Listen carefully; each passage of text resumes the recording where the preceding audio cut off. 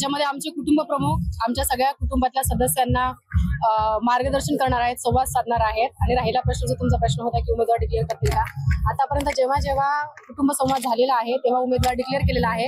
आज उद्धव साहेबांनी उमेदवार डिक्लेअर केला किंवा 2 दिवसांनी केला तरी आम्ही जो कोणी उमेदवार देतील आम्ही त्या उमेदवाराचं काम करू, आम्ही त्या उमेदवाराला निवडून आणू, एवढंच मी तुम्हाला सांगते.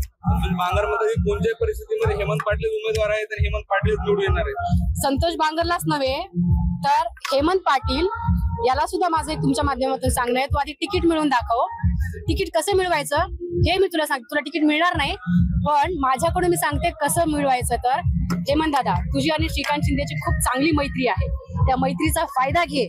रड, हातपाय पकड, वाटलंच तर लोटांगण घाल, पण तिकीट नक्की मिळव हेमंत दादा. आणि माझ्या तुला खूप खूप शुभेच्छा आहेत कारण तू खूप लाख मतांनी इथं पडणार.